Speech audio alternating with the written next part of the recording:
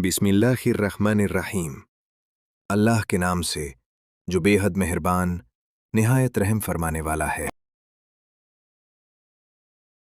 तारुफ सूरह फातिहा न सिर्फ कुरान मजीद की मौजूदा तरतीब में सबसे पहली सूरत है, बल्कि ये पहली वो सूरत है जो मुकम्मल तौर पर नाजिल हुई।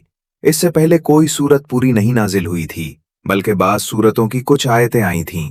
इस सूरत को कुरान करीम के शुरू में रखने का मंशे बज़ाहिर ये है कि जो शख्स कुरान करीम से हिदायत हासिल करना चाहता हो, उसे सबसे पहले अपने खालिक व मालिक की सिफ़ात का एतराफ़ करते हुए उसका शुक्र अदा करना चाहिए और एक हक के तलबगार की तरह उसी से हिदायत मांगनी चाहिए।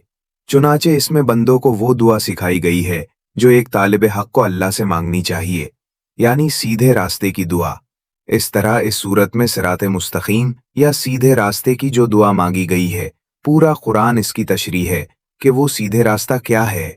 एक अरबी के कायदे से रहमान के मानी है वो ज़ात जिसकी रहमत बहुत वसी हो, यानी इस रहमत का फ़ायदा सबको पहुंचता हो, और रहीम के मानी है वो ज़ात जिसकी रहमत बहुत ज़्यादा हो, यानी जिस पर हो मुकम्मल तौर पर हो।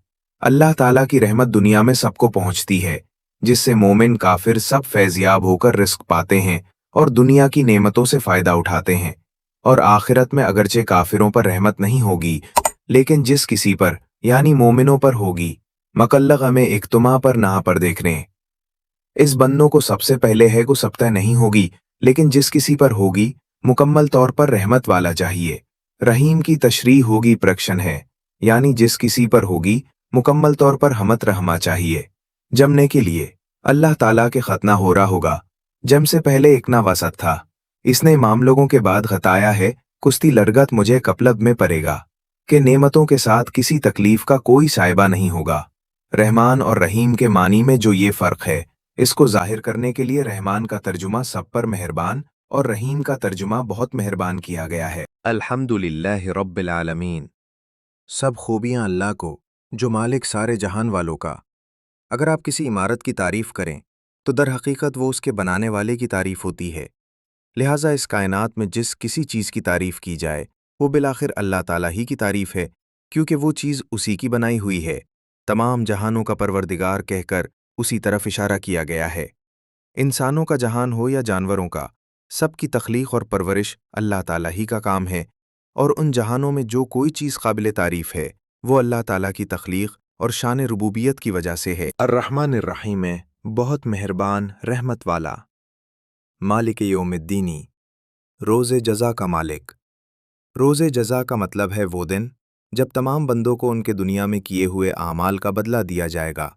यूं तो रोज़े जज़ा से पहले भी कायनात की हर चीज़ का असली मालिक अल्लाह ताला है, लेकिन यहाँ ख़ास तौर पर रोज़े जज़ा के मालिक होने का जिक्र इसलिए किया गया कि दुनिया में अल्लाह ताला ने ही इंसानों को बहुत सी चीज़ों का मालिक बनाया हुआ है।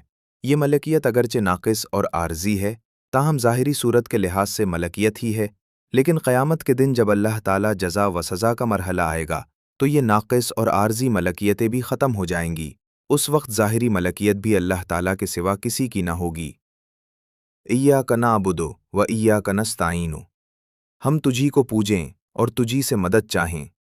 यहाँ से बंदों को अल्लाह ताला से दुआ करने का तरीक़ा सिखाया जा रहा है, और इसी के साथ ये वाज़े कर दिया गया है कि अल्लाह ताला के सिवा कोई किसी किस्म की इबादत के लायक नहीं।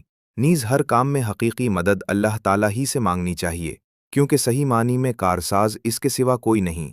दुनिया के बहुत से कामों में बाज़ औक़ात किसी इंसान से जो मदद मांगी जाती है वो उसे कारसाज समझकर नहीं, बल्कि एक ज़ाहिरी सबब समझकर मांगी जाती है। इहदिनस सिरातल मुस्तकीम, हमको सीधा रास्ता चला। सिरातल लज़ीना अनअमता अलैहिम, रास्ता उनका जिन पर तूने एहसान किया। गैरिल मग़दूबि अलैहिम वलद्दॉल्लीन, न उनका जिन पर गज़ब हुआ और न बहके हुओं का। आमीन।